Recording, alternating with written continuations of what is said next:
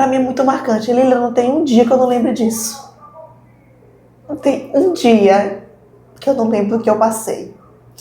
Então, foi tão assim, impactante e marcante para mim. Eu sou Samela Moab. Eu sou de Caxias, nascida em Caxias. Tenho 2 filhos, o Benício e o Gael. E sou uma empreendedora. Tenho várias profissões, digamos assim. Estou nas 2 grandes áreas, educação e saúde. Sou pedagoga, fisioterapeuta, psicopedagoga, neuropsicopedagoga, especialista em pedagogia empresarial e gestão de pessoas. Também sou terapeuta integrativa, sou numeróloga. E o mundo do autoconhecimento sempre me encantou. E quando eu precisei mais dele, me encantou mais ainda. Samela, quando que começou esse desejo de empreender? Porque você vem da área da educação. Sim. Quando foi despertado o gatilho, agora é hora de começar o meu negócio? Bem, o meu negócio iniciou por causa dos meus filhos.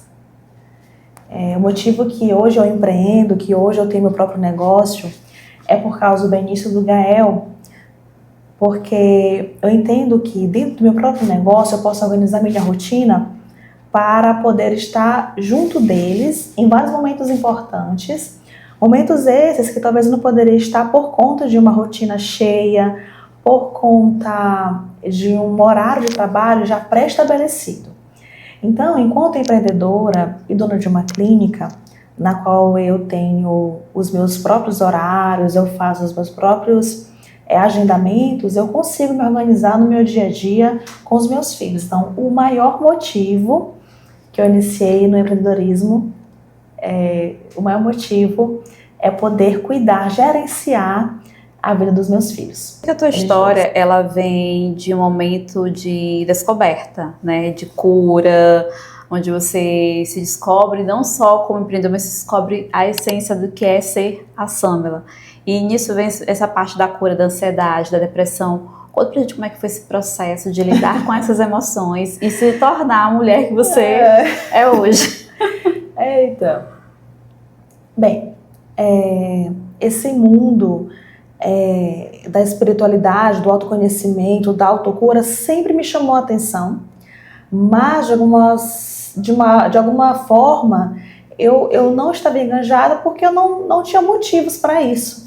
Estava tudo bem até então, um trabalho, um casamento, filhos vindo, estava tudo indo muito bem. E nesse período pandêmico, de pandemia, algumas situações que hoje eu entendo que antecederam todo esse processo, que são os traumas que nós temos. Todos nós temos esses traumas, tanto da infância quanto da adolescência. O dia a dia, o estresse do dia a dia, muito grande. Um estresse pós-traumático. Aquele período que o mundo estava vivendo, um período muito turbulento. Então, foi um somatório que me levou a adoecer mentalmente. Então, eu me vi em uma situação de que eu não tinha mais controle do meu próprio corpo, no sentido de sinais vitais, aquilo que nós sentimos, aquilo que nós temos, eu sentia sentia muito forte. Por exemplo, eu tinha muita taquicardia, passei muito tempo com taquicardia, os batimentos do coração muito acelerados durante muito tempo, uma certa confusão mental, um processo ansioso de sempre estar pensando no outro dia, como se eu não estivesse vivendo aquilo presencialmente. E isso não foi algo que aconteceu apenas em um dia, porque tudo é uma consequência, uma sequência de acontecimentos. E com certeza foram alguns fatores que não foram trabalhados em mim na infância. Não por culpa de ninguém, hoje eu entendo que ninguém tem culpa de nada. Cada pessoa, ela passa por aquilo que ela deve passar. Enquanto crianças, nós temos os nossos responsáveis, que são nossos pais, mas na vida adulta nós somos responsáveis por melhorar a nossa vida. Então, nessa época, eu já tinha as minhas formações na área da educação, na área da saúde, e eu não entendia, não concebia como é que uma pessoa de tanto conhecimento, de tanto estudo, estava passando por aquela situação. eu me levantava, eu lembro que eu me levantava para ir trabalhar, o corpo voltava para a cama. Era uma fraqueza, era uma indisposição. Eu não tinha domínio mais sobre aquilo de mais sagrado na minha vida, que era viver. Eu lembro que eu olhava para as pessoas na rua e dizia, meu Deus, mas elas estão tão felizes, elas estão trabalhando, elas estão vivendo. Tudo isso eu fazia. Não que eu não valorizava, porque eu sempre valorizei isso, mas hoje eu não estou conseguindo, porque meu corpo não está mais respondendo. Então, para mim, foi assim, sabe, assustador. Na época, meu filho mais velho estava com 8 meses, então ele precisou ficar um período afastado de mim. Eu estava grávida do meu segundo filho. E foi um período muito assim interno, por isso que eu digo que tem uma frase que eu sempre digo assim, que essa frase na verdade eu vi no Instagram e eu trouxe para minha vida, que eu ainda vou falar um pouco sobre ela, que hoje eu me curo em voz alta porque eu quase morri em silêncio. Então hoje eu falo muito sobre cura, sobre autocuidado, porque não que eu não me cuidei, não que eu não quisesse me cuidar, mas porque para mim na época não era tão importante no momento de autocuidado. O que era mais importante para mim? Era cuidar de outros afazeres, cuidar também de outras pessoas que não queriam ser cuidadas por mim. Eu estava destinando aquilo de melhor que eu poderia estar dedicando para mim, para eu me autoconhecer, mas para outras situações. E é nesse processo que a gente vai se perdendo, é nesse processo que a gente não se reconhece. E hoje eu vejo com gratidão esses momentos, porque eu também aprendi a ressignificar. Imagina, talvez se eu tivesse passado por tudo isso, eu ainda teria essa mentalidade de querer sempre agradar o outro, eu não teria construído em mim esse amor próprio que hoje eu tenho. Hoje eu faço belíssimas decisões, eu acredito, porque eu pondero muito quem vai estar próximo de mim, com quem eu vou me relacionar, em todos os sentidos, amizades, pessoas, amigos empreendedores, amizades. Hoje eu entendo de termos técnicos que para mim antes nós todos sabemos o significado, mas eu não entendia de fato que era um autoconhecimento, um auto-amor, uma autocompaixão. Eram termos que nós sempre estamos vendo por todos os lugares, mas eu vivi na prática, eu senti na pele a importância de se autocuidar. Como foi trazer essa Sâmara que estava nesse processo ali de transformação, agora eu vou cuidar de outras pessoas também? Isso, por quê? Qual é o meu grande intuito? Meu grande intuito é prevenir, observar, fazer com que a pessoa tenha autoobservação e ela consiga identificar, olha, isso aqui não está tão legal, tá? Isso aqui pode levar a um processo de adoecimento. Porque quando você adoece mentalmente, isso é muito perigoso, porque isso envolve a biologia do seu corpo, isso envolve neurociência, isso envolve neurotransmissores, que depois você precisa resgatar tudo isso. É um processo longo. Por vezes é necessário tratamento medicamentoso, em conjunto com a terapia, ou seja, da mesma forma como você levou um tempo para adoecer, esse tempo depende de cada pessoa, 1 mês, 2 meses, 3 meses, 1 ano, 5 anos, 10 anos, você talvez precise desse mesmo tempo para você poder se recuperar. Então, eu uni muito os meus conhecimentos, principalmente o conhecimento da neuroplasticidade, porque o nosso cérebro ele é capaz também de se reinventar. Então, eu uni tudo isso, tanto o que eu passei, quanto o conhecimento que eu tenho, conhecimento técnico, para me ajudar a sair de onde eu estava, tá? E, Lília, eu quero ressaltar aqui, eu consegui esse processo quando eu uni com a espiritualidade. Quando eu passei a conhecer as terapias integrativas também. Então, tem sim pessoas que elas te dizem uma palavra, elas te direcionam, te levam para lugares, e ali você vai aprendendo outras situações. Teve a minha contribuição, a minha parte, eu como pessoa dentro daquele processo, mas teve sim outras pessoas muito importantes, eu sei que elas sabem que são elas. Qual foi o teu maior momento, maior desafio e a maior superação da Sâmara? Eu acredito que é o maior desafio, ao mesmo tempo a maior superação, sabe? Assim, porque eu não conseguia dar um significado novo para o que estava acontecendo comigo. Mas quando eu passei a dar um significado diferente, para mim foi uma superação, porque quando eu estava muito, mas muito mal mesmo, eu sentia, sabe? Porque eu também tenho esse esquema meio energético, eu sinto, as pessoas me mandavam mensagens assim, muito chorosas. Parece que de fato eu tinha morrido mesmo, assim. Porque as pessoas não acreditavam que a Samela, aquela professora cheia de brilho, cheia de carinho para os alunos, eu tinha se afastado do trabalho porque estava com ansiedade e depressão. E as pessoas, elas que gostam de você, que querem você ali, sabe? Elas sentem também um pouco disso. Então, era uma preocupação, assim, que eu falava, meu Deus, mas eu ainda estou aqui, não é possível que isso vai terminar assim. Será que eu vou ficar nesse estado? Na época eu estava com 31, hoje eu estou com 36 anos, 32, por aí assim, quase com 33. E eu dizia, e agora? Então eu busquei formas de autoconhecimento que para mim antes eram um tabu. Então, por exemplo, eu participei de uma sessão de Reiki, que para mim era um tabu, para mim era algo assim, meu Deus, o que é isso? Mas aquilo ali me deu uma força tão grande. Eu fui pesquisar mais sobre. O Instagram, o algoritmo, ele te ouve, né? Ouve os teus chamados. E aí foi muito aparecendo para mim sobre a numerologia. E uma numeróloga aparecia muito no meu feed. E aí eu contei um pouco da minha história para ela. Ela disse, eu vou abrir seu mapa, ver o que está acontecendo com você. E bem nessa virada de chave, ela falou, Samela, tinha que entrar na sua vida a espiritualidade. De alguma maneira, você tinha que sentir na pele para você trabalhar com isso. Eu falei, mas como? Isso aí não é para mim, eu sou professora, sou psicopedagoga. E ela disse, as coisas vão se organizar. Você está no ano 9, no ano pessoal, você está no ano 9, que é o ano pessoal de finalização de ciclos. Aquilo que não deveria estar na sua vida, o universo dá um jeito de tirar. Eu disse, meu Deus, mas isso aqui, até então, eu com 30 anos aprendendo uma coisa, e depois tudo vai, eu aprendendo uma outra, outras verdades, digamos assim. Então eu vim nesse processo de muitas crenças limitantes, eu adquiri conhecimentos que hoje eu consigo conversar com algumas pessoas porque é algo muito voltado para o despertar espiritual, para a transição planetária, são assuntos que nós precisamos falar e precisamos entender que algumas pessoas vão nos compreender e outras não, mas de qualquer maneira isso vai ser tocante no coração de cada um. E eu me vi nessa situação de ser essa pessoa, esse canal de cura. Mas a cabeça de quem tem depressão, Lília, é assim.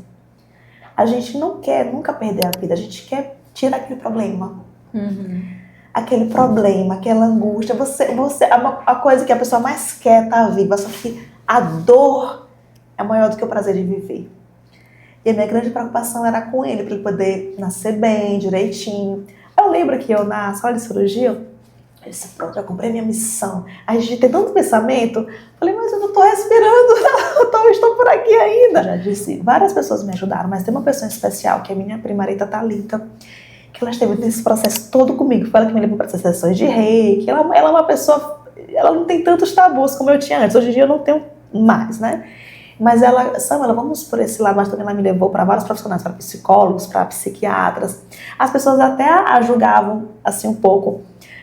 Nossa, a Thalita tá levando a Samela para lugares que ela nunca foi, que ela não conhece, mas aquilo para mim foi importante, né? E na numerologia eu vi a entrada do número 11/2, que é o número da espiritualidade, ou seja, alguém tinha que me direcionar.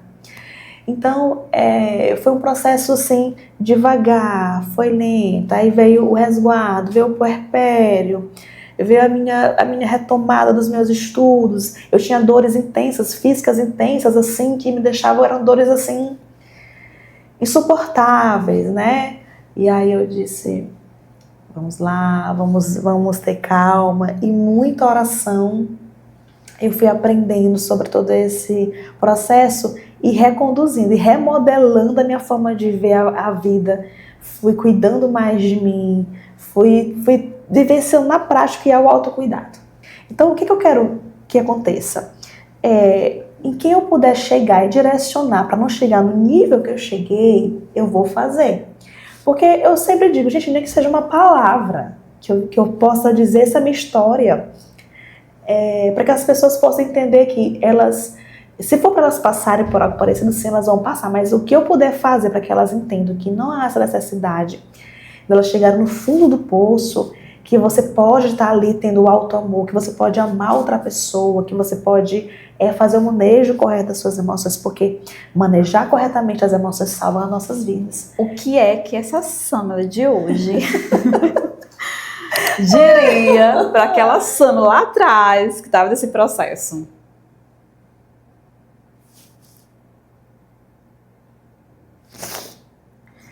Olha, eu tenho fotos dessa Samela. Gente, a vontade que eu tenho é só de abraçar aquela Samela, porque ela tá tão fragilizada, ela tá tão... Parece que é uma outra Samela, é uma outra pessoa. Ao mesmo tempo, eu olho para ela e eu vejo ela com tanta coragem, com tanta vontade de viver, com tanta vontade de se reerguer. Eu tenho muito orgulho dela, sabe? Eu tenho muito orgulho. Eu tenho algumas fotos fazendo memória, porque para mim é muito marcante. Lília, não tem um dia que eu não lembre disso. Não tem um dia que eu não lembro o que eu passei. Então, foi tão assim, impactante e marcante para mim, que eu só tenho a agradecer. Eu olho para aquela Samela grávida, sabe? Uma barriga imensa. À espera do segundo filho. E aqueles sonhos que a mãe tem de cuidar dos filhos, de estar criando, de estar... Obrigada, meu amor. De estar cuidando. Aí eu olho para aquela Samela. Quando eu lembro dela, eu falei, nossa, você é sensacional. O máximo que eu puder ajudar mulheres, pessoas de maneira geral, crianças, jovens, adultos, a entenderem que é possível ter uma vida plena, saudável, feliz. Eu olho para aquela Samela, eu vejo ela sedenta por conhecimento, porque ao mesmo tempo que ela estava pensando como é que eu vou fazer, não dá mais, a vida acabou aqui, mas ao mesmo tempo ela estava lá. Não, tem que ter um porquê disso daqui, tem que ter um porquê desses pensamentos. E aí eu passei a estudar, eu passei a me cuidar, me alimentar melhor, ou seja, foi um passo a passo. O que é sucesso para você? Bem, eu vou falar atualmente para mim o que é sucesso, porque você tem duas pessoas que me fizeram olhar e dizer assim, tudo isso vai melhorar, foram os meus filhos. Então, hoje eu me considero uma pessoa de sucesso. Sucesso tem muito a ver com a sua mentalidade, mas o meu maior sucesso, assim, eu ver os meus filhos bem, saudáveis, fisicamente, emocionalmente, espiritualmente, que eles possam continuar esse meu legado. Que um dia o Benício e o Gael, eles possam continuar. Então eu quebrei muitos ciclos, eu redirecionei a história da minha família, vamos dizer assim. E o meu maior sucesso, sabe, é ver os meus filhos assim, muito bem em todas as áreas da vida, e tendo a mãe como referência, e eles como referência deles mesmos, e uma mãe que não desistiu nem da vida e nem deles. Pra gente finalizar, tem uma frase para que você complete ela. Se a minha história pudesse inspirar alguém, eu gostaria que essa pessoa entendesse que... Gostaria que essa pessoa entendesse que viver vale a pena, que felicidade existe, que a plenitude existe, que você é um ser maravilhoso, você é um fractal de Deus, então tenha sua experiência de vida, aprenda a amar, aprenda a perdoar, aprenda a servir. Nós estamos aqui para servir por nossos dons e talentos. Todos nós temos nossos dons e talentos. Eu tenho os meus, a Lília tem os dela, você tem o seu, todos nós temos nossos dons e talentos. Então, nós estamos aqui para servir, para sermos úteis para este planeta. Obrigada. Sou Lília Santos, idealizadora do quadro Histórias que Conectam, de empreendedora para empreendedora.